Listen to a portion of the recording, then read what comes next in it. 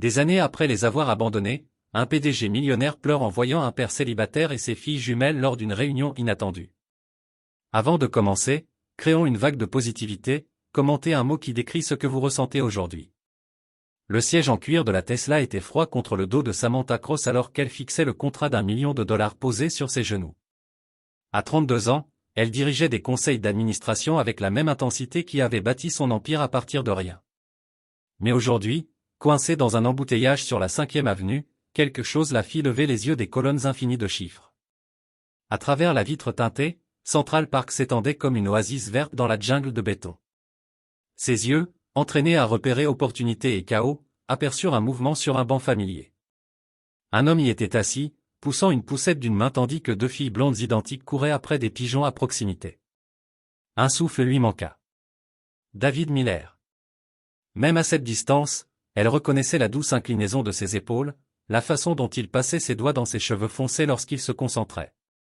5 ans s'étaient écoulés depuis leur dernière rencontre, 5 ans depuis qu'elle avait quitté sans explication leur appartement commun à Brooklyn, laissant derrière elle la bague de fiançailles et les 2 bébés de 6 mois qui réclamaient plus qu'elle ne pouvait donner. Madame, la circulation reprend. Son chauffeur annonça, mais Samantha ne l'entendit presque pas. Les petites filles, Emma et Sophie, murmura son esprit, leur nom comme une prière oubliée. Elle courait vers David, elle ne devait pas avoir plus de 5 ans, toute boucle dorée et rire contagieux. L'une se jeta dans ses bras tandis que l'autre tirait sur sa veste, toutes deux bavardant avec excitation de choses que seuls les enfants pouvaient trouver fascinantes. Samantha regarda le visage de David se transformer en les écoutant, son sourire sincère et chaleureux, presque oublié. Il souleva une fille sur ses épaules pendant que l'autre grimpait sur le banc à côté de lui. La scène était si parfaitement domestique, si naturellement tendre, qu'elle avait l'impression d'observer par la fenêtre une vie qu'elle n'avait jamais su vivre. La Tesla avança soudainement alors que le trafic repartait, mais Samantha ne pouvait pas détourner les yeux. Pendant 5 ans, elle s'était convaincue que partir était la bonne décision. Elle s'était dit que David irait mieux sans elle, que les filles s'épanouiraient sans une mère qui privilégiait les rapports trimestriels aux histoires du coucher. Mais les voir maintenant, voir la famille qu'elle avait abandonnée prospérer sans elle, quelque chose se brisa dans sa poitrine. Les larmes coulèrent sans prévenir, chaudes et surprenantes contre ses joues. Quand avait-elle pleuré pour la dernière fois? Quand avait-elle ressenti autre chose que la froide satisfaction d'une affaire réussie? Ça va, Madame Cross, demanda son chauffeur, la regardant avec inquiétude dans le rétroviseur. Samantha essuya rapidement ses yeux. Son reflet dans la vitre montrait une inconnue, une femme dont le maquillage parfait ne cachait pas la vulnérabilité soudaine dans ses yeux. Faites demi-tour, murmura-t-elle. Madame, faites demi-tour, retournez au parc. Mais quand il revint, après avoir contourné la circulation, le banc était vide. David et les filles avaient disparu, fondus dans la foule new-yorkaise, comme s'ils n'avaient été qu'un mirage. Samantha resta là 20 minutes, fixant ce banc vide, avant de dire à son chauffeur de la ramener chez elle. Mais alors que la silhouette de Manhattan défilait floue derrière sa fenêtre, elle sut avec certitude que son monde soigneusement construit allait changer pour toujours. La femme qui avait bâti un empire en ne regardant jamais en arrière venait de voir son passé. Et pour la première fois en 5 ans, elle voulait désespérément retrouver son chemin vers la maison. La nuit blanche s'étira sans fin devant Samantha alors qu'elle faisait les 100 pas dans son appartement en Pentouse, les lumières de la ville clignotant en dessous comme des étoiles lointaines sur lesquelles elle n'avait jamais pris la peine de faire un vœu. À l'aube, sa décision était prise avec la même efficacité impitoyable qu'elle appliquait à chaque entreprise. « J'ai besoin du meilleur », dit-elle à Marcus Webb, le détective privé le plus discret de Manhattan, depuis son bureau en acajou. « L'argent n'est pas un problème. » Webb, un ancien agent du FBI aux cheveux argentés et aux yeux malins, l'observa attentivement. « Que cherchons-nous exactement, mademoiselle Cross ?» David Miller vivait quelque part à Brooklyn avec ses filles jumelles, Emma et Sophie, âgées de 5 ans. Sa voix restait calme, mais ses doigts trahissaient son agitation en tapotant nerveusement sur le bureau. « J'ai besoin de tout, adresse, numéro de téléphone, emploi, routine quotidienne, situation financière, tout, dans les 48 heures. » Webb revint avec un dossier manie assez épais pour reconstruire une vie à partir de zéro. Les mains de Samantha tremblaient en l'ouvrant, révélant des photos qui lui coupèrent le souffle. David paraissait plus vieux, plus maigre qu'elle ne se souvenait. Des traits fatigués creusaient ses yeux, et ses vêtements, bien que propres, montraient l'usure de quelqu'un qui doit économiser chaque dollar. Les photos le montraient dans une école primaire, il était devenu enseignant, elle l'apprit, gagnant à peine assez pour couvrir le loyer d'un modeste appartement de 2 chambres à Park Slope. Mais ce qui la bouleversa vraiment, ce furent les images de lui avec Emma et Sophie, chacune rayonnant d'un amour pur. David aidant au devoir à leur petite table de cuisine, les trois partageant des cornets de glace sur les marches devant leur immeuble, des histoires du soir lues à la lumière d'une lampe dans une pièce aux meubles dépareillés mais aux murs couverts de dessins colorés. Il les élevait seul, rapporta Webb d'un ton neutre, jamais remarié, à peine de rendez-vous amoureux, son monde entier tournait autour de ses filles. Les voisins disaient qu'il était un père exceptionnel, patient, dévoué, toujours à les mettre en premier. Samantha fixa une photo de David poussant les 2 filles sur des balançoires dans un parc du quartier, leurs visages illuminés de joie. C'était la vie qu'elle avait quittée, le bonheur qu'elle s'était convaincue de ne pas vouloir. Il y a plus, continua Webb, son ton devenant grave. Les dossiers financiers montraient des dépenses médicales importantes, visites régulières chez le médecin, consultations chez des spécialistes, coûts des prescriptions qui engloutissaient la majeure partie de son salaire. Dépenses médicales ? Samantha releva la tête, inquiète pour les filles. Non, madame, pour lui.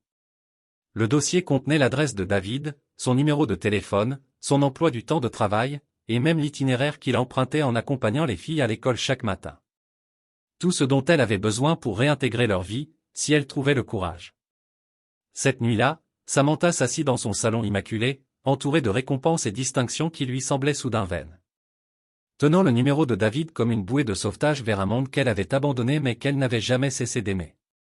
Demain, elle passerait l'appel qui changerait tout.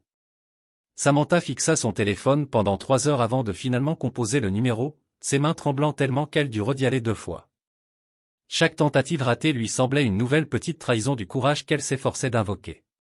Au 4e sonnerie, sa voix répondit, plus profonde qu'elle ne s'en souvenait, usée par des années de monoparentalité et de lutte qu'elle ne pouvait qu'imaginer. Allô. Ce simple mot faillit briser sa résolution. 5 ans de silence s'étiraient entre eux comme un océan qu'elle avait construit de ses propres choix. David. Sa voix sortit à peine en un murmure. Le silence qui suivit fut assourdissant. Elle entendait son souffle changer, pouvait presque sentir le choc qui irradiait à travers la ligne téléphonique de Brooklyn à Manhattan. Samantha. Sa voix craqua sur son nom. Jésus-Christ, après 5 ans, tu m'appelles juste maintenant ?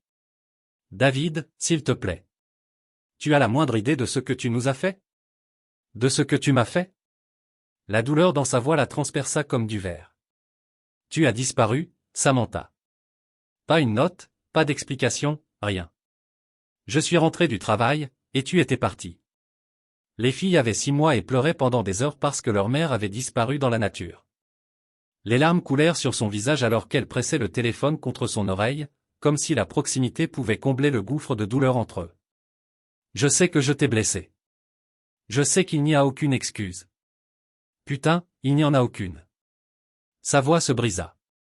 Tu sais combien de nuits j'ai marché de long en large avec Emma et Sophie, toutes les 2 en pleurs, me demandant si leur mère était vivante ou morte. Tu sais combien de fois elles m'ont demandé pourquoi les autres enfants ont une maman et pas elle. David, je t'ai vu hier à Central Park. Je t'ai vu avec elle, et tu nous regardais. La colère dans sa voix céda la place à quelque chose de brut, de vulnérable. Depuis quand nous regardes-tu ? Juste cette fois, je le jure. J'étais coincé dans un embouteillage, et je t'ai vu sur ce banc avec les filles. Elles sont belles, David. Elles ont l'air si heureuses. Elles sont heureuses. On a bâti une bonne vie sans toi. Ces mots faisaient mal, mais Samantha insista. J'ai fait une erreur. La plus grande erreur de ma vie. J'avais peur, David. J'avais 27 ans et j'étais terrifié à l'idée d'être responsable de 2 toutes petites vies. Le business, c'était tout pour moi à l'époque. Et je pensais que toi aussi. Que nous irions mieux sans toi. L'aveu sortit brisé. Oui. Mais j'avais tort. Je me suis trompé sur tout. Un long silence s'installa. Elle entendait des voix en arrière-plan. Emma et Sophie, se rendit-elle compte, ses filles, demandant à leur père qui était au téléphone. Que veux-tu, Samantha ? Je veux les voir. Je veux essayer de réparer ça. Réparer ? Son rire était amer. Tu ne peux pas juste revenir après 5 ans et espérer rejouer à la famille. Ce sont mes filles. Je les ai élevées, j'ai tout fait. Ce sont aussi mes filles. Sa voix devint glaciale. Tu as renoncé à ce droit le jour où tu as franchi cette porte. S'il te plaît?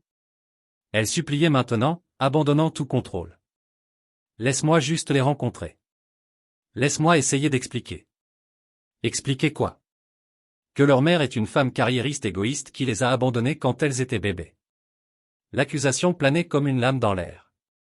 Samantha ferma les yeux, sachant qu'elle méritait chaque mot. Une seule rencontre, murmura-t-elle. C'est tout ce que je demande. Après ça, si tu ne veux plus jamais me revoir, je respecterai ça. Mais s'il te plaît, David, donne-moi une chance de réparer. Le silence dura si longtemps qu'elle crut qu'il avait raccroché. Enfin, sa voix revint, plus douce, épuisée. Une rencontre, en public, sans les filles. Si tu peux me convaincre que tu as changé, que tu ne leur feras plus jamais de mal. Il fit une pause. Il y a un café au croisement de la 5e avenue et de la 23e rue, demain à 14 heures. Ne sois pas en retard. Et ne ramène pas ton monde d'entreprise, ceci n'est pas une négociation commerciale. La ligne devint muette, laissant Samantha seule avec le poids de 5 années de conséquences et une chance impossible de rédemption. Le café à la 5e et 23e bourdonnait de l'énergie typique de Manhattan, mais Samantha resta figée à une table dans un coin, regardant compulsivement sa montre. 14 heures passa, puis 14h15. Elle se demanda si David avait changé d'avis. À 14h20, elle le vit par la fenêtre. Il avait l'air pire que sur les photos de surveillance. Le David qui franchit cette porte était l'ombre de l'homme qu'elle avait prévu d'épouser. Ses vêtements pendaient sur un corps qui avait perdu au moins 9 kilos, et une main tremblante à gauche qu'il n'avait pas 5 ans plus tôt. Il la repéra immédiatement, sa mâchoire se serrant en s'approchant. Sans un mot, il glissa sur la chaise en face d'elle, ses yeux mélangeant colère et autre chose, quelque chose qui ressemblait dangereusement à de l'espoir. « Tu n'as pas changé, dit-il doucement. Ce n'était pas un compliment. David, tu as l'air. Elle s'interrompit avant de dire, horrible. Tu as l'air fatigué. 5 ans de monoparentalité font ça. Sa voix était plate, contrôlée. Que veux-tu, Samantha? Elle avait répété ce moment des centaines de fois, mais assise en face de lui, ses mots préparés s'évaporèrent. Je veux connaître mes filles. Tes filles? Il se renversa, secouant la tête. Emma me demande tous les quelques mois pourquoi elle n'a pas de maman comme ses copines. Sophie fait semblant que ça ne la dérange pas, mais elle collectionne les photos de mère et fille dans les magazines. C'est ça, ton absence, ce que ça leur a fait. Chaque mot était un coup de couteau, mais Samantha se força à écouter. J'étais jeune et effrayé. Nous étions jeunes. Sa contenance craqua. Moi aussi, j'avais peur. Tu crois que je savais comment être père? Tu crois que je n'étais pas dépassé? Mais je ne suis pas parti, Samantha, je suis resté. Tu as raison, tu as absolument raison, et je suis désolé. Désolé ne me rend pas 5 ans de sommeil. Désolé n'explique pas à 2 petites filles pourquoi leur mère a choisi une salle de réunion plutôt qu'elle. Des larmes roulèrent sur ses joues, mais l'expression de David resta dure. Qu'est-ce qui a changé? Demanda-t-il soudain. Pourquoi maintenant? Te voir au parc, voir comme elles étaient heureuses, combien elles t'aiment. Ça m'a fait réaliser ce que j'avais perdu. Alors, c'est à propos de toi, de tes regrets, de ta culpabilité. Non. Elle se pencha en avant, désespérée. C'est à propos d'elle. Elles méritent de savoir qu'elles ont une mère qui les aime. L'éclat de rire de David fut dur. On n'abandonne pas les gens qu'on aime. L'accusation flottait entre eux comme un mur. Samantha essuya ses yeux, cherchant des mots capables de combler 5 ans de blessures. Je sais que je ne le mérite pas, mais je demande une chance. Une seule chance pour prouver que j'ai changé. David l'observa longuement, et elle vit la guerre intérieure se jouer derrière ses yeux, le père protégeant ses enfants, combattant l'homme qu'il avait aimé assez pour lui faire une demande en mariage. Elles sont fragiles, Samantha. Emma surtout. Elle est sensible, observatrice. Si tu leur fais du mal. Sa voix chuchota. Si tu disparais encore, ça les détruira. Je ne le ferai pas, je te le promets. Je ne le ferai pas. Il resta silencieux si longtemps qu'elle crut qu'il partirait. Finalement, il parla. Samedi, Central Park, le même banc où tu nous as vus. Midi. Ses yeux croisèrent les siens, et elle vit la peur sous sa colère. Mais je te présenterai comme une vieille amie, rien de plus. Et si à un moment je pense que ça leur fait du mal, c'est fini, pour toujours. Il se leva pour partir, puis se retourna. Ne me fais pas regretter ça, Samantha. Elles ont assez souffert. Le samedi arriva avec un air d'automne vif qui faisait de Central Park une carte postale. Samantha avait changé de tenue 4 fois avant de finalement opter pour un jean et un simple pull, des vêtements qui lui semblaient étrangers sur son corps habitué aux tailleurs stricts et talons de marque. Elle les repéra avant qu'il ne la voie. David marchait lentement, son pas légèrement incertain, tandis que 2 tornades blondes couraient en avant vers le terrain de jeu. Même de loin, elle pouvait voir les différences entre elles, une fille confiante et audacieuse, l'autre plus prudente, restant près de David. Emma. Sophie. Venez ici. Appela David d'une voix patiente qu'elle se souvenait de leur premier jour ensemble. Les filles bondirent vers lui, et Samantha retint son souffle. Elles étaient magnifiques, toutes boucles dorées et yeux brillants, avec le doux sourire de David et des traits qu'elle ne pouvait s'empêcher de reconnaître comme les siens. Les filles, j'aimerais vous présenter une vieille amie à moi, dit David prudemment. Voici Samantha. La jumelle la plus extravertie, Sophie, s'avança aussitôt avec un sourire édenté. Salut, tu es la copine de papa? Sophie. Les joues de David rougirent, mais Samantha éclata d'un rire, le premier vrai rire qu'elle avait eu depuis des années. Non, ma chérie, ton papa et moi, nous étions amis il y a longtemps. Emma resta en retrait, étudiant Samantha avec des yeux intelligents qui semblaient en voir trop. Tu me sembles familière, dit-elle doucement. Le cœur de Samantha s'arrêta. Ah bon? Emma pense que tout le monde est familier, intervint Sophie en tirant sur la manche de Samantha. Elle dit que le facteur ressemble à notre voisin, et que notre institutrice ressemble à la dame à la télé. Vous voulez voir comment on joue sur les balançoires? J'adorerais. Pendant l'heure suivante, Samantha vécut quelque chose qu'elle n'avait jamais cru possible, une joie pure et simple. Sophie bavardait sans cesse, lui racontant des histoires sur la maternelle, sa meilleure amie Madison, et le hamster qu'elle n'avait pas le droit d'avoir parce que leur appartement était trop petit. Emma resta plus réservée, mais se détendit peu à peu, surtout quand Samantha l'aida à traverser les barreaux du jeu. Tu es vraiment forte, observa Emma en se suspendant au barreau. La plupart des adultes ne peuvent pas me tenir aussi longtemps. Je faisais de la gymnastique à ton âge, répondit Samantha, surprise de la facilité de leur conversation. Vraiment? Tu sais faire une roue? Avant qu'elle ne s'en rende compte, Samantha faisait des roues dans l'herbe tandis que les 2 filles criaient de joie. David observait depuis le banc, son expression indéchiffrable. Papa, est-ce que Samantha peut venir dîner à la maison? Demanda soudain Sophie. La question resta en suspens comme un défi. Les yeux de David croisèrent ceux de Samantha, et elle vit le père protecteur lutter avec quelque chose de plus doux. Peut-être une autre fois, dit-il doucement. Mais on n'a jamais de visite, ajouta Emma, son observation allant droit au cœur de leur petit monde isolé. On verra, répondit David, mais son ton laissait entendre que le sujet était clos. Alors qu'il s'apprêtait à partir, Sophie lança ses bras autour de la taille de Samantha dans une étreinte impulsive. J'espère qu'on te reverra bientôt. Emma fut plus hésitante, mais fit un petit signe de la main à Samantha qui s'éloignait.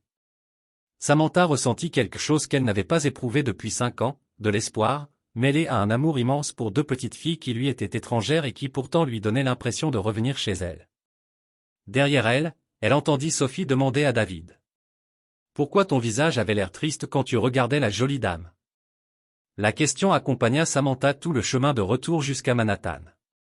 3 semaines plus tard, David accepta une nouvelle rencontre, cette fois aux eaux du Bronx. Samantha arriva en avance, le cœur battant avec la même nervosité qu'elle réservait autrefois aux présentations à $1 million. La différence, c'est qu'aucune salle de réunion n'avait jamais compté autant. Elle les trouva devant l'enclos des manchots.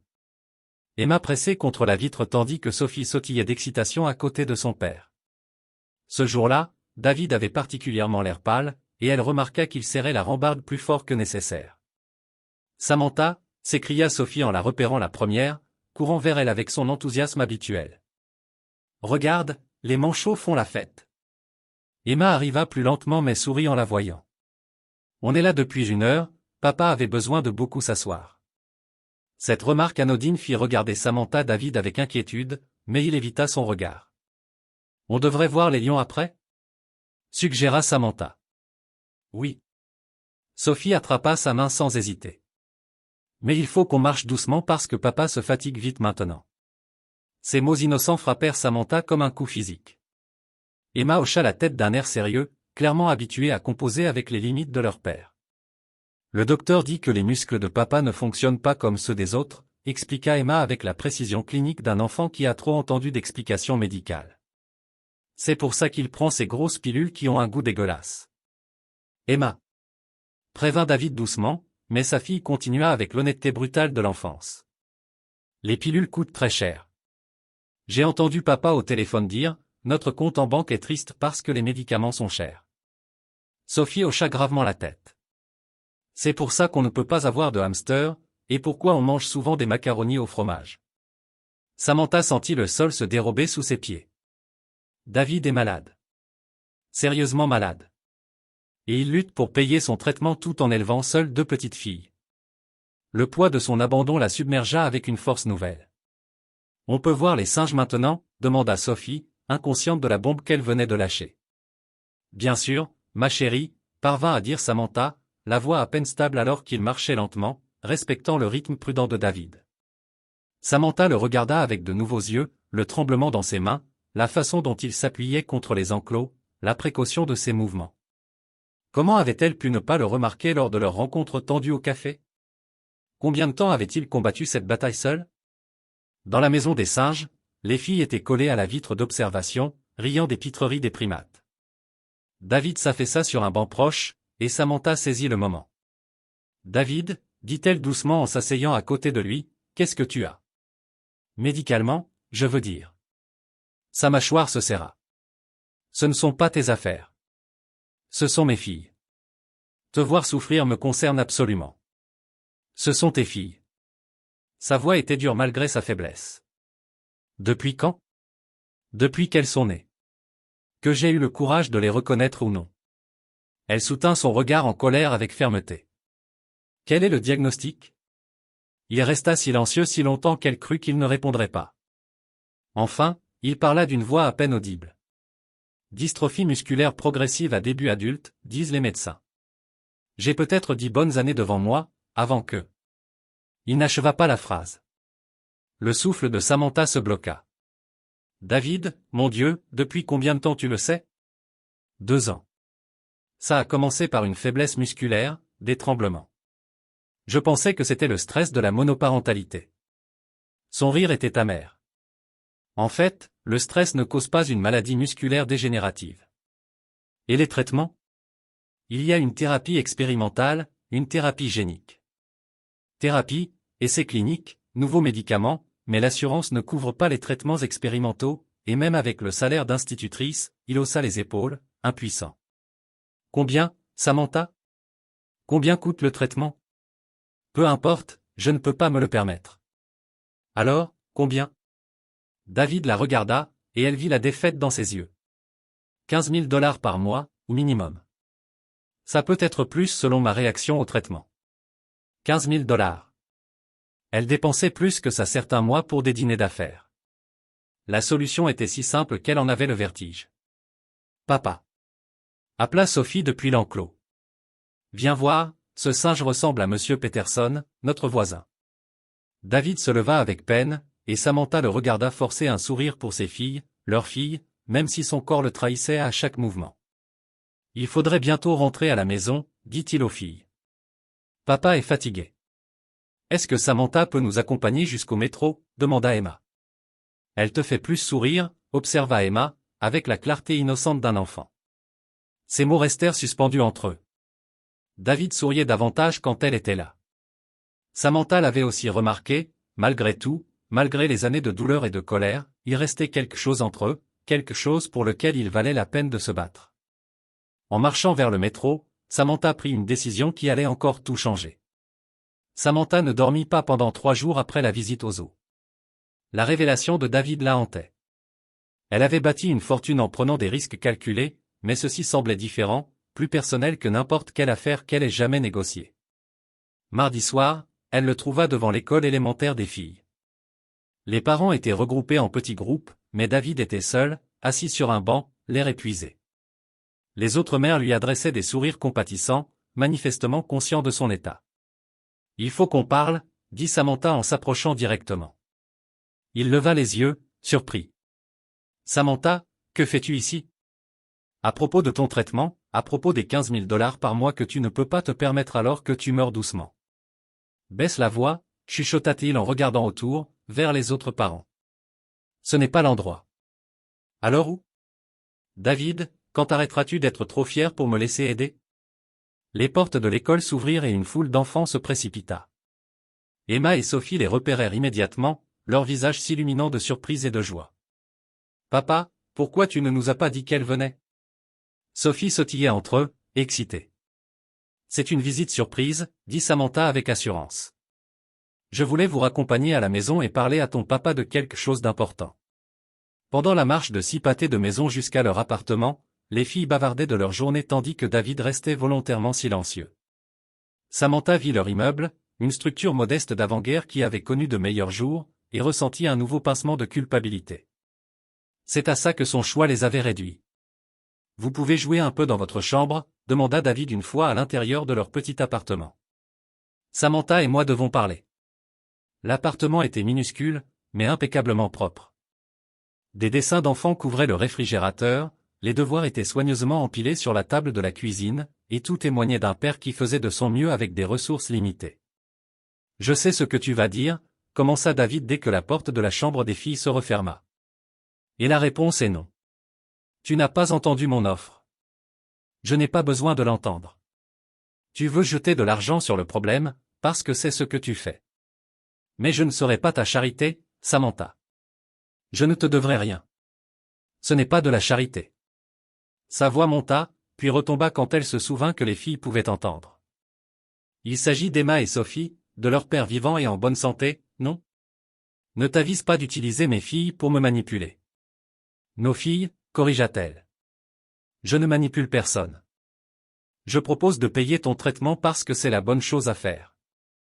La bonne chose, ricana David amèrement, aurait été que tu restes il y a 5 ans. La bonne chose aurait été que tu sois là quand j'ai eu le diagnostic.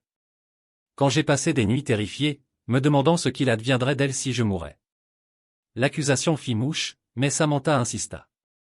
Je ne peux pas changer le passé, mais je peux aider pour l'avenir. Laisse-moi payer ton traitement, David. Laisse-moi faire au moins ça bien.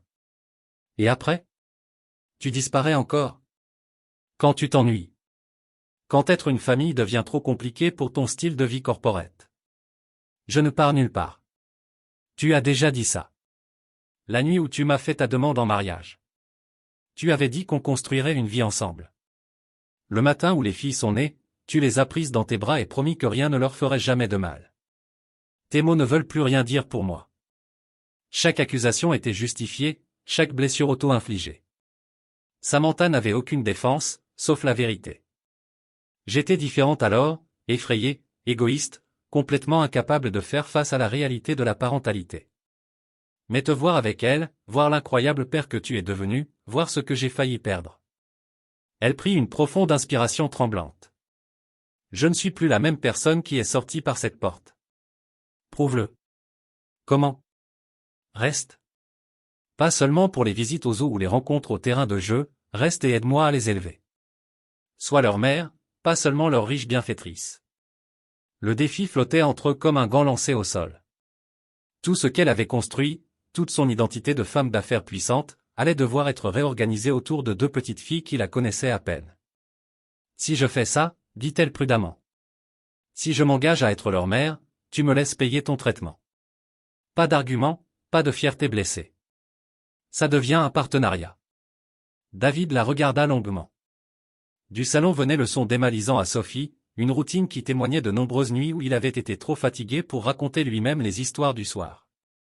Tu abandonnerais vraiment ta société ? Je trouverai un moyen de concilier les deux, travailler à distance, déléguer plus, réorganiser mes priorités. Mais oui, si je devais choisir, je les choisirais elles. Pourquoi devrais-je te croire ? Parce que je te demande de me laisser le prouver au lieu de juste t'attendre à me faire confiance. Elle croisa son regard. Donne-moi la chance de gagner leur amour, et laisse-moi te donner la chance de vivre assez longtemps pour les voir grandir. À travers les murs fins, Ils pouvaient entendre Sophie rire à quelque chose qu'Emma venait de lire. Le son du bonheur de leur fille emplissait le silence entre eux. Finalement, David acquiesça. Une chance. Samantha, si tu leur fais du mal, si tu me fais du mal, c'est fini pour toujours, je comprends. Le traitement commence la semaine prochaine, et tu commences à être leur mère, chaque jour, pas seulement quand ça t'arrange.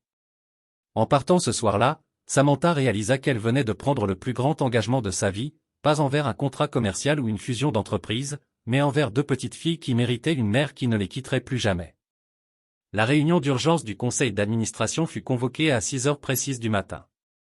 Les associés principaux de Samantha remplissaient la salle de conférence en acajou, leurs visages reflétant confusion et panique à peine dissimulée.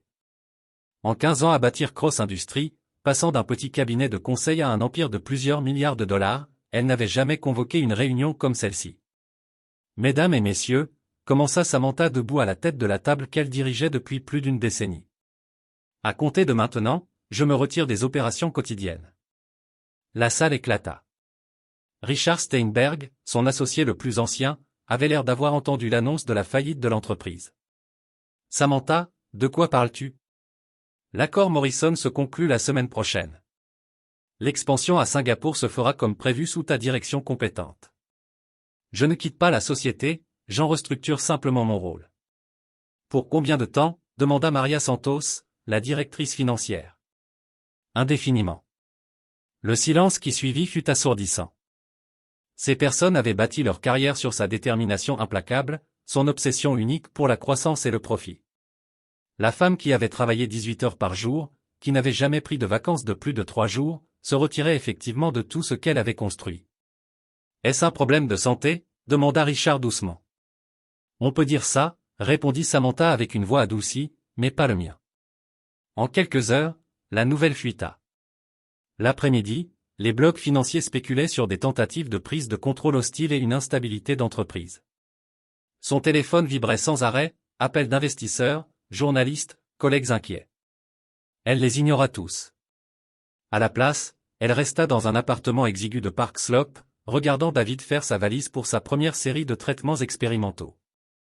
Emma et Sophie étaient assises sur le canapé, étrangement silencieuses, absorbant la gravité de la situation.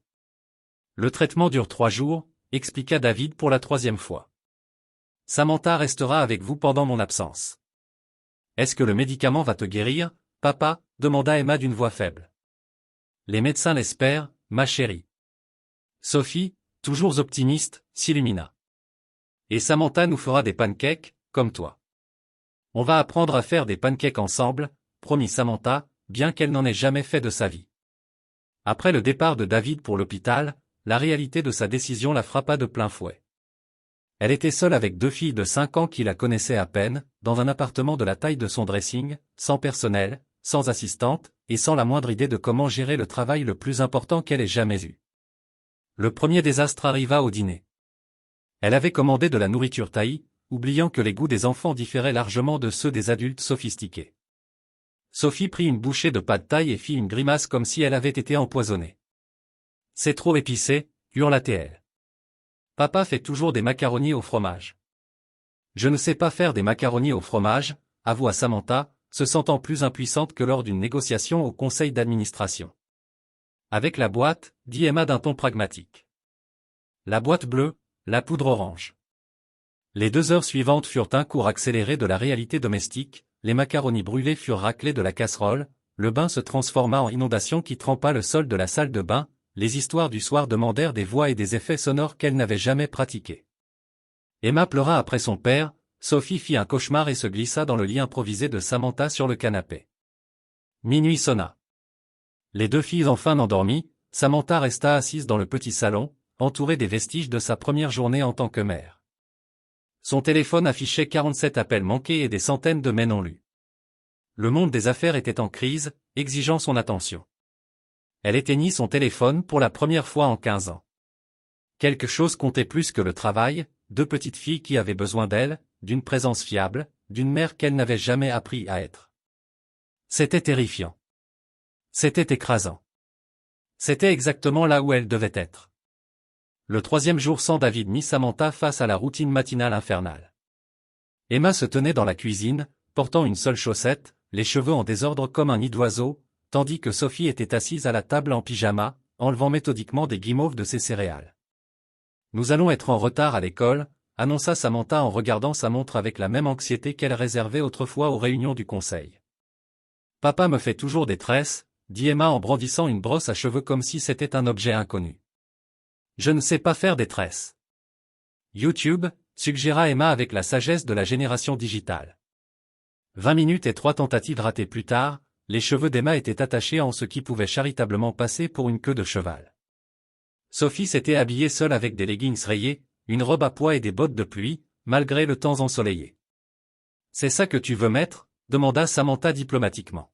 « Papa dit que je peux porter ce qui me rend heureuse », déclara Sophie en tournoyant pour montrer sa tenue. La marche jusqu'à l'école fut une leçon en gestion du chaos. Emma s'inquiétait à voix haute que son déjeuner soit bien emballé, tandis que Sophie s'arrêtait toutes les quelques pas pour examiner des fissures intéressantes sur le trottoir. D'autres parents souriaient avec compassion à la confusion évidente de Samantha, reconnaissant les luttes universelles de la parentalité. Madame Chen, la maîtresse d'Emma, les aborda à la grille de l'école. « Vous devez être l'ami de la famille dont David a parlé. Je suis tellement contente que quelqu'un l'aide pendant son traitement. »« Oui, je suis Samantha, » hésita-t-elle. « Qui êtes-vous exactement ? » ?»« Je suis Samantha. » Emma demande souvent après son père. « Peut-être pourriez-vous la rassurer. » Samantha s'agenouilla au niveau d'Emma, soudain consciente que chaque mot comptait. « Papa prend un médicament pour devenir plus fort. Il sera à la maison demain et les médecins prennent très bien soin de lui. » Emma hocha la tête solennellement, mais ne semblait pas convaincue. « Tu viendras nous chercher après l'école ? » ?»« Je serai là à 3 heures, je te le promets. » La promesse pesait plus lourd que n'importe quel contrat qu'elle ait jamais signé. L'après-midi, la sortie de l'école apporta de nouveaux défis. Sophie bondit hors de la maternelle, couverte de peinture aux doigts et de saleté du terrain de jeu, tandis qu'Emma sortait l'air préoccupé. « Madison m'a demandé pourquoi je n'ai pas une vraie maman, » dit Emma doucement pendant qu'elle rentrait chez elle. « Je lui ai dit que ma maman était partie, mais elle a répondu que ça voulait dire qu'elle ne m'aimait pas assez pour rester. » Le cœur de Samantha se serra. Elle s'arrêta de marcher et s'agenouilla sur le trottoir, ignorant les autres parents qui passaient en courant. « Écoute-moi très attentivement, » dit-elle à Emma. « Parfois, les adultes font des erreurs, des très grosses, terribles erreurs, mais ça ne veut pas dire qu'ils ne t'aiment pas. Parfois, ça veut dire qu'ils t'aiment tellement qu'ils ne savent pas comment faire les choses correctement. Est-ce que ma vraie maman a fait une erreur ? » La question resta suspendue dans l'air, comme un test. Samantha n'était pas prête pour la vérité, trop compliquée pour une fillette de 5 ans, mais elle ne pouvait pas non plus mentir. « Oui, ma chérie, elle a fait une très grosse erreur, mais elle essaie de réparer maintenant. »« Comment tu sais ça ? » Samantha répondit, la voix lourde d'émotion. « Elle me l'a dit ce soir, en m'aidant avec les devoirs à la table de la cuisine, là où David s'asseyait d'habitude. » Samantha réalisa qu'elle apprenait plus que comment être une mère. Elle apprenait ce qu'elle avait manqué, non seulement les 5 premières années de la vie de ses filles, mais la simple joie d'être nécessaire, d'avoir de l'importance pour quelqu'un d'une manière qui n'avait rien à voir avec les marges bénéficiaires ou la planification stratégique. Sophie s'endormit sur ses genoux pendant l'heure du conte. Emma demanda timidement si Samantha pouvait vérifier qu'il n'y avait pas de monstre sous son lit. Ces petites victoires lui semblaient plus importantes que n'importe quel triomphe professionnel qu'elle ait jamais connu. Demain, David rentrerait de son premier cycle de traitement. Demain, elle devrait prouver que son engagement était plus qu'une bonne intention. Ce soir, elle était simplement une femme qui apprenait à être mère. 2 semaines après le début du traitement de David, l'appel d'urgence arriva à 2 heures du matin. Sa voix était faible, tendue par la douleur, et Samantha pouvait entendre à travers le brouillage du téléphone. « Samantha, j'ai besoin que tu amènes les filles au Moncy. Il y a eu des complications avec le traitement, je suis hospitalisée pour observation. » Elle le trouva aux urgences, pas les connectés à des moniteurs qui émettaient des bips inquiétants. Emma et Sophie, rapidement habillées et serrant leur peluche préférée, fixaient leur père avec des yeux grands et effrayés. « Papa a l'air effrayant », murmura Sophie en se pressant contre la jambe de Samantha. « Il va aller mieux », dit Samantha, même si sa propre voix tremblait. « Les médecins prennent très bien soin de lui. » Le médecin traitant, le docteur Martinez, l'a pris à part pendant que les filles montaient prudemment sur le lit d'hôpital de David. Le traitement expérimental peut parfois provoquer une inflammation musculaire sévère. Nous devons le surveiller au moins 48 heures, peut-être plus. Est-il en danger? Pas immédiatement, mais nous devons rester prudents. Êtes-vous de la famille? La question l'a pris au dépourvu. Légalement, elle ne représentait rien pour eux. Mais en voyant Emma lisser les cheveux de David pendant que Sophie lui tenait la main, elle comprit que la famille ne se résumait pas toujours à des documents officiels. « Je suis leur mère », dit-elle doucement. La première nuit à l'hôpital fut une révélation de vulnérabilité. David sombrait dans un sommeil médicamenteux entrecoupé, tandis que les filles refusaient de le quitter des yeux. Samantha se retrouva à arranger 3 chaises inconfortables en lit de fortune, utilisant son manteau de créateur comme couverture pour Sophie. « J'ai peur », confessa Emma vers minuit, la voix à peine audible au-dessus du bourdonnement constant des appareils médicaux. « Moi aussi », admit Samantha en serrant les filles contre elle. « Mais on va rester juste ici avec papa, d'accord? On ne partira nulle part. » Emma scruta son visage à la lumière tamisée. « Papa a dit que tu étais parti avant, tu vas partir encore? S'il devient plus malade? » La question transperça ses défenses soigneusement construites. « Non, ma chérie, je ne te quitterai plus jamais, jamais. Je te le promets. » À l'aube, les trois dormaient dans les chaises étroites, Sophie blottie sur les genoux de Samantha, la tête d'Emma sur son épaule, leur petit corps lui faisant confiance pour leur sécurité d'une manière qui la touchait profondément. David s'éveilla et les trouva ainsi. Malgré sa faiblesse, il sourit en les voyant. « Vous êtes restés » dit-il doucement. « Bien sûr que je suis resté. Mes filles ne dorment généralement pas pour des étrangers. » Samantha baissa les yeux vers Emma et Sophie, toujours paisible malgré la lumière crue des fluorescents de l'hôpital et le bruit constant. « Je ne suis plus une étrangère. » La deuxième nuit apporta de nouveaux défis. Sophie développa de la fièvre, probablement due à l'épuisement et au stress. Emma refusait de manger quoi que ce soit à la cafétéria de l'hôpital. David devenait de plus en plus agité, inquiet pour le bien-être de ses filles alors qu'il ne pouvait pas prendre soin d'elles lui-même. « C'est exactement ce dont j'avais peur », dit-il à Samantha lors d'un de ces moments de lucidité. « Elle ne devrait pas me voir comme ça. Elle ne devrait pas vivre dans l'incertitude. » « Elles ne vivent pas dans l'incertitude, » répondit Samantha en ajustant la couverture de fortune de Sophie. « Elles vivent dans l'amour. Il y a une différence. Que se passe-t-il si le traitement ne fonctionne pas? Que se passe-t-il si je me dégrade? Alors, on l'affronte ensemble. Tous ensemble. » Emma remua dans sa chaise en marmonnant le nom de David. Samantha s'approcha doucement et lui caressa les cheveux jusqu'à ce qu'elle se rendorme. « Tu as changé » observa David. L'ancienne Samantha aurait engagé une nounou pour gérer ça. L'ancienne Samantha ne comprenait pas que certaines choses ne peuvent pas être déléguées. Quand ils rentrèrent enfin chez eux, après les 72 heures d'observation de David, quelque chose de fondamental avait changé. Les filles ne voyaient plus Samantha comme une amie de leur père ou une gardienne temporaire. Elles la voyaient comme la personne qui était restée avec elles durant leur nuit la plus effrayante, qui les avait tenues quand elles avaient peur, qui avait promis de ne jamais partir. Elles la voyaient comme leur mère. 3 mois s'étaient écoulés depuis que Samantha était revenue dans leur vie. La routine matinale était devenue naturelle, pancake le week-end, sortie d'école, histoire du soir. Mais Emma observait, toujours avec l'intensité d'un enfant qui comprend plus que ce que les adultes lui accordent. Un dimanche après-midi tranquille, David faisait la sieste, épuisé par son dernier cycle de traitement, tandis que Samantha aidait les filles à organiser leur fourniture d'art. Emma, assise en tailleur sur le sol du salon, étudiait une photo de famille que David gardait sur la table de chevet, une des rares où Samantha apparaissait avant son départ. « C'est toi » dit soudain Emma en levant la photo. « Ce n'était pas une question » répondit Samantha, la main figée sur la boîte de crayons. « Oui, c'est moi. Tu as l'air plus jeune et tu nous tiens bébé. » Sophie leva les yeux de son livre de coloriage, curieuse. « Vraiment? Montre-moi. » Emma montra la photo à sa sœur en pointant le visage de Samantha. « Regarde, même nez, même sourire, et elle nous tient toutes les deux. » Le moment que Samantha redoutait et attendait depuis des mois était enfin arrivé, avec la tranquille inévitable vérité. Elle s'assit par terre, face aux 2 filles, le cœur battant fort. « Emma, Sophie, il y a quelque chose que je dois vous dire. » David apparut dans l'embrasure de la porte, réveillé par le ton sérieux de sa voix. Il s'appuya contre le cadre, prêt à intervenir si nécessaire, mais prêt aussi à la laisser gérer ce moment qu'elle avait mérité. « Tu es une vraie maman, hein ?» demanda Emma d'un ton posé malgré le poids énorme de la question. « Oui, ma chérie, je le suis. » Les yeux de Sophie s'ouvrirent grands, mais elle demanda. « Mais où étais-tu? Pourquoi n'étais-tu pas là avant ?» C'était la partie la plus difficile, expliquer les échecs d'adultes à des enfants qui méritaient des vérités simples sans détruire leur sentiment de sécurité. « Quand vous étiez bébé, j'avais très peur, » commença Samantha doucement. Être maman me paraissait trop grand, trop effrayant. Alors, j'ai fait une terrible erreur. Je suis partie. Tu nous as laissés, dit Emma d'une voix petite et blessée. Oui, et c'était une erreur.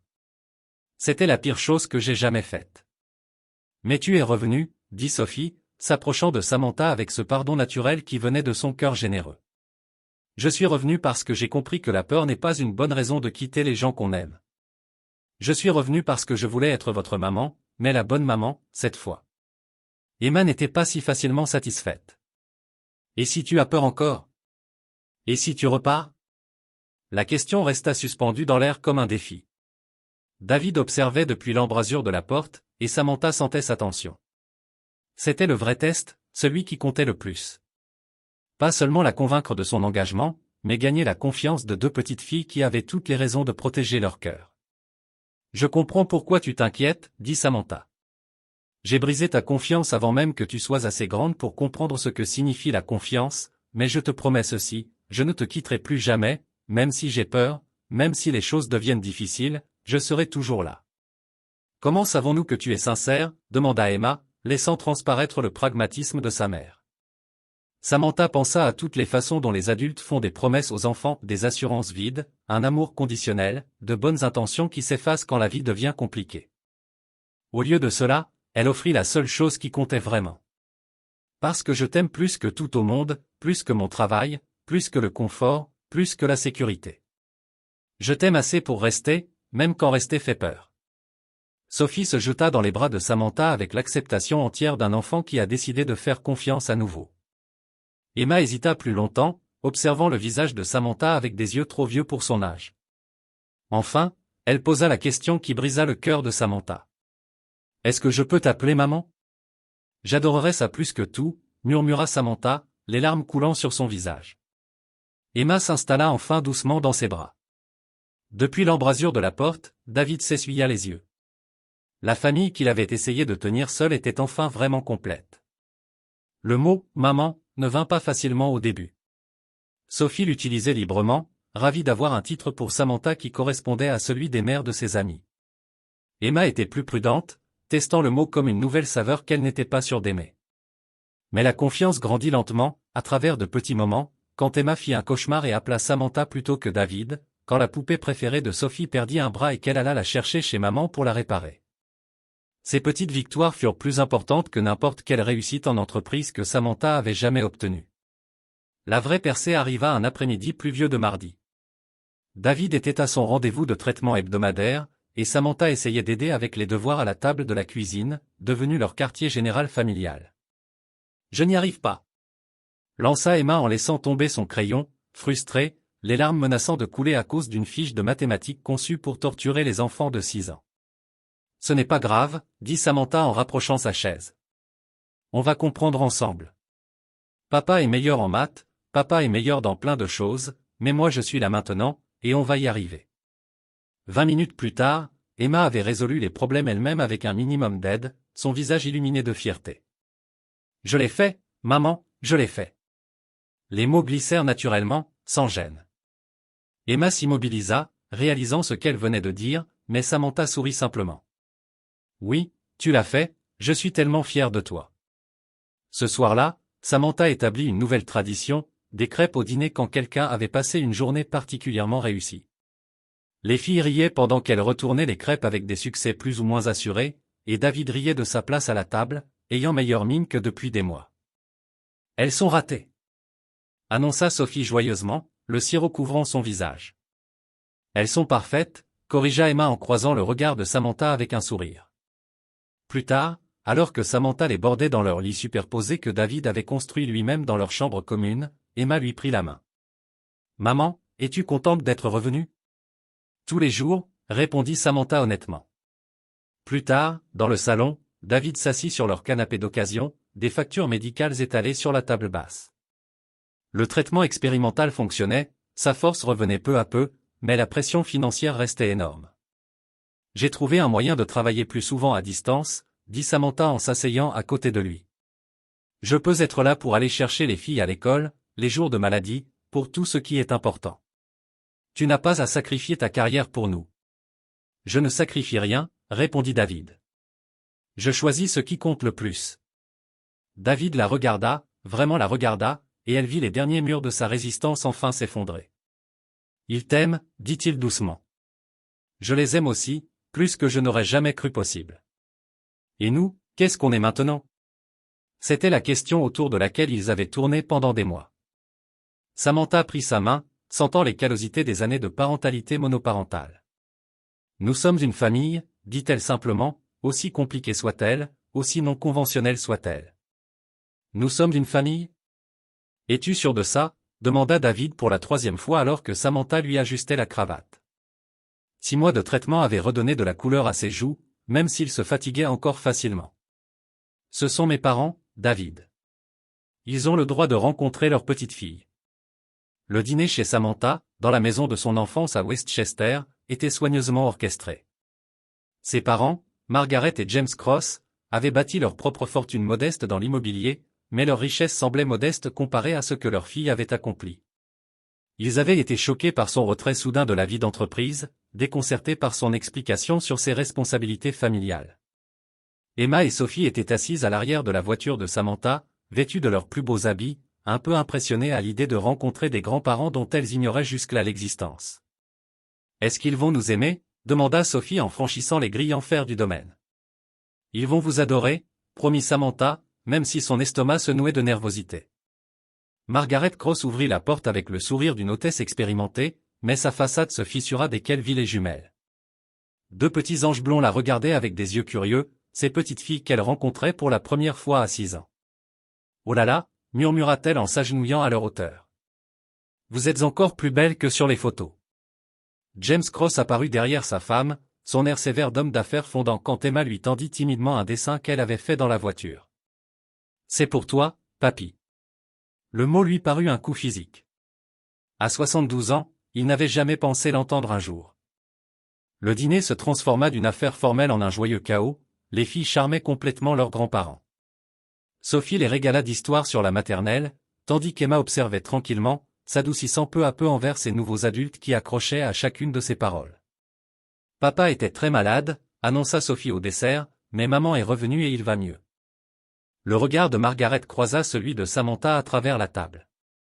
Ils avaient brièvement parlé de l'état de David, mais entendre cela de la bouche de Sophie donnait une toute autre dimension. « Maman est revenue ?» demanda James doucement. Elle s'était perdue un moment, expliqua Emma avec la logique simple d'une enfant de 6 ans, mais elle nous a retrouvés. Plus tard, alors que les filles jouaient dans le jardin où Samantha avait elle-même joué, Margaret prit sa fille à part. « Je ne t'ai jamais vue comme ça, dit-elle doucement. Tu as l'air en paix. Pour la première fois de ma vie d'adulte, je suis exactement là où je dois être. Et toi, David? » On apprend à avancer, jour après jour. James les rejoignit sur la terrasse, David à ses côtés. Les 2 hommes avaient trouvé un terrain d'entente en discutant de l'éducation des filles et de la récupération progressive de David. « C'est un homme bien, » dit simplement James. « Et ses filles, elles sont extraordinaires, » ajouta Samantha. « Elles tiennent ça de leur père. »« Non, » intervint Margaret doucement, « elles tiennent leur force de lui, mais leur esprit, c'est tout toi, ma chérie. Même petite, tu avais cette même détermination farouche. » Sur le chemin du retour ce soir-là, Sophie s'endormit contre l'épaule de David, tandis qu'Emma s'appuyait contre Samantha. « J'aime avoir des grands-parents, » murmura Emma somnolente. « Et eux, ils aiment t'avoir, » répondit Samantha en réalisant qu'elle venait d'offrir à ses filles quelque chose qu'elle n'avait jamais imaginé, une famille élargie, des racines plus profondes que leur petit appartement de Brooklyn. Le cercle s'agrandissait, l'amour se multipliait de façon qu'elle n'aurait jamais cru possible. 6 mois plus tard, alors que l'automne peignait Central Park de tons dorés et cramoisis, le 6e anniversaire d'Emma et Sophie approchait avec un poids de signification que personne ne pouvait ignorer. Ce serait leur première célébration en tant que famille complète, un jalon à la fois joyeux et doux amer. Samantha se lança dans les préparatifs avec la même intensité qu'elle réservait autrefois aux acquisitions d'entreprises. Elle réserva la Rainbow Room, engagea un animateur célèbre pour enfants et commanda un gâteau personnalisé qui coûtait plus que le loyer mensuel de la plupart des gens. C'est trop, dit David doucement en passant en revue la liste des invités, qui comprenait la moitié de l'élite sociale de Manhattan ainsi que les camarades de maternelle des filles. C'est leur première vraie fête d'anniversaire avec leurs deux parents, se défendit Samantha. Parfaite pour qui? Pour elle ou pour toi? La question fit mal parce qu'elle renfermait une vérité. Emma, toujours observatrice, avait été plus silencieuse que d'habitude pendant que les plans élaborés se mettaient en place.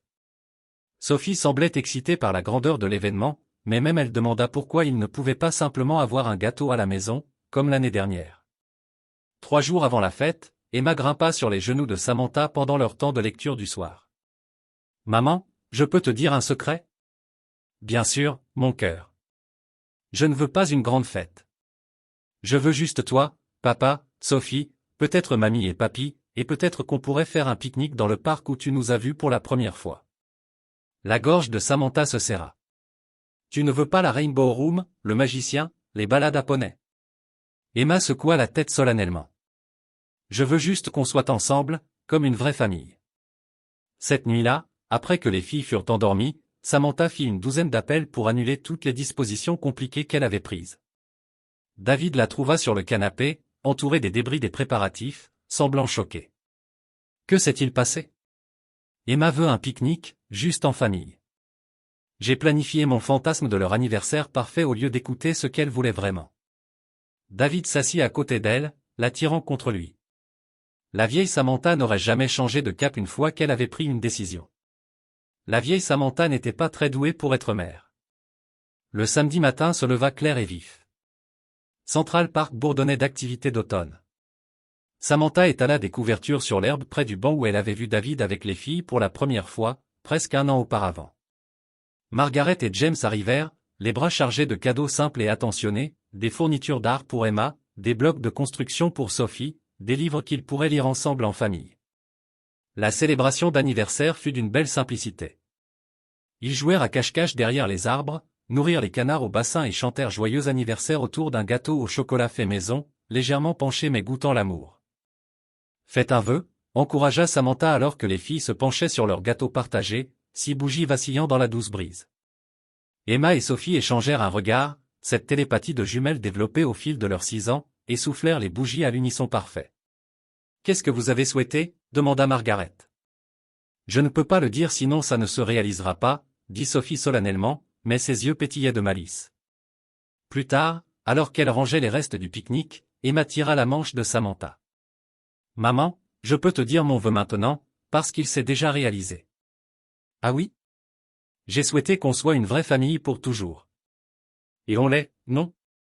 Toi, papa, moi et Sophie. » Samantha s'agenouilla au niveau d'Emma, cette petite fille sérieuse qui avait hérité de son esprit analytique mais du cœur généreux de David.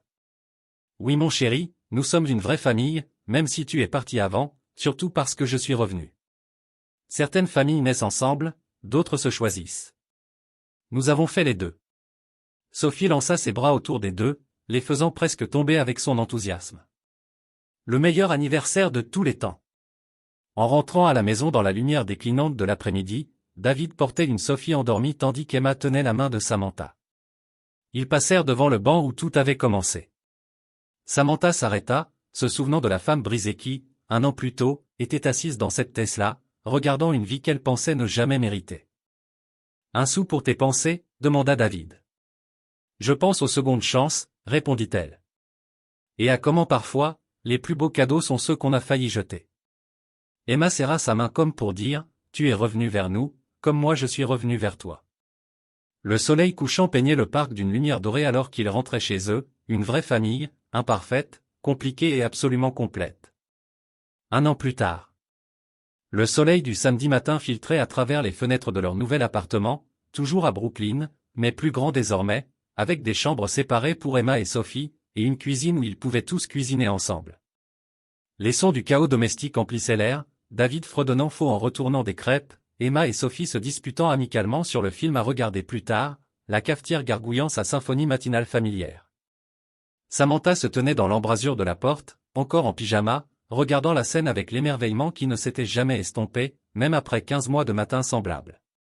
Elle avait appris à trouver de la magie dans le quotidien, les doigts collants sur les plans de travail propres, le craquement des céréales sous les pieds, cette fatigue particulière n'est d'aimer les gens plus que le sommeil. Maman, dis à Sophie qu'on a regardé La Reine des Neiges hier, appela Emma depuis la table du petit déjeuner, les cheveux encore ébouriffés par le sommeil. On peut le regarder encore, répondit Samantha avec diplomatie. C'est le marathon des films du samedi. David croisa son regard par-dessus les têtes des filles et lui offrit ce même sourire doux qui avait conquis son cœur 8 ans plus tôt, désormais approfondi par les luttes partagées et les joies rares.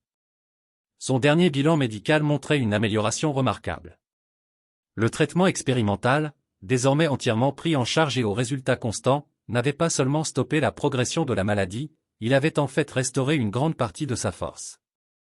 Réunion d'entreprise cet après-midi, dit-il en tenant une spatule, visioconférence depuis la maison, 2 heures max. Elle avait restructuré tout son modèle d'affaires pour être présente au moment qui comptait.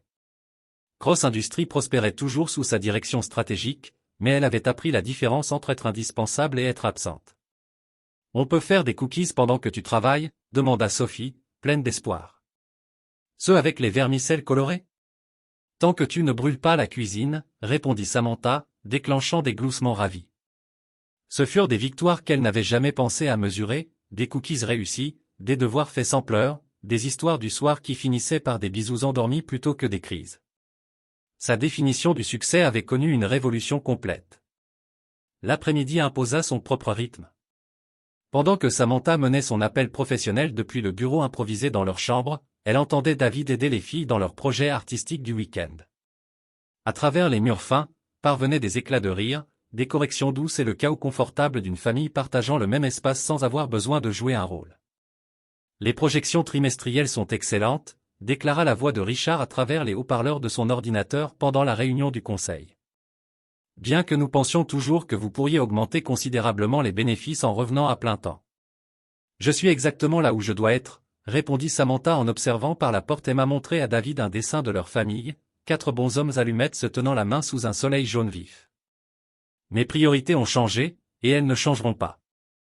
Ce soir-là, alors qu'elles couchaient les filles dans leur lit, la chambre d'Emma décorée de livres et de fournitures d'art, celle de Sophie une explosion de couleurs et de peluches, Samantha pensa au chemin qui les avait menées là. Maman, souffla Sophie alors que Samantha ajustait ses couvertures, tu es contente d'être revenue vers nous, chaque jour? Chaque jour, répondit Samantha, la même réponse qu'elle avait donnée des centaines de fois, mais qui prenait plus de sens à chaque répétition. Même quand on est mauvaise? Surtout quand vous êtes mauvaise, c'est là que vous avez le plus besoin de moi. Dans la chambre d'Emma, sa fille aînée de 12 minutes, comme elle rappelait souvent à tout le monde, avait une question différente. Est-ce que ta vie d'avant nous te manque? Samantha s'assit au bord du lit d'Emma, réfléchissant à la question avec l'honnêteté que sa fille perspicace méritait.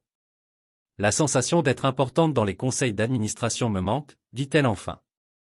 Mais je préfère être importante pour toi et Sophie. Avoir ma photo dans les magazines me manque. Mais je préfère voir vos œuvres sur notre frigo. Prendre des décisions qui affectent des milliers de personnes me manque.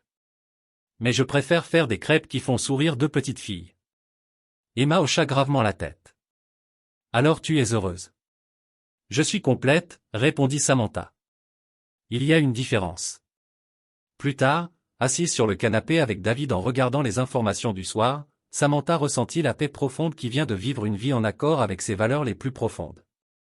Les titres financiers défilaient, fusion et acquisition, fluctuations de marché, victoires et défaites d'entreprise. Elle ne ressentait aucune nostalgie pour ce monde, aucun regret. Tu regrettes quelque chose? Demanda David comme s'il lisait dans ses pensées. Une seule chose, répondit-elle doucement, c'est d'avoir mis tant de temps à comprendre ce qui comptait vraiment. Mais tu as compris. Nous avons compris. Tous ensemble. Alors qu'il se préparait à aller se coucher, Samantha aperçut son reflet dans le miroir de la salle de bain. La femme qui lui renvoyait son image était différente de celle qui s'était assise dans cette Tesla 15 mois plus tôt. Cette femme avait des rides de rire et des rides d'inquiétude, des mains qui savaient tresser les cheveux et soigner les genoux écorchés. Cette femme avait trouvé son chemin vers la maison. Demain apporterait de nouveaux défis, événements scolaires à assister, travail à concilier, négociations sans fin de la vie de famille. Mais ce soir, écoutant les doux bruits de sa famille endormie, Samantha Cross sut qu'elle était enfin devenue la personne qu'elle était destinée à être. Pas la CEO la plus performante de Manhattan, simplement et complètement une mère qui ne partirait plus jamais.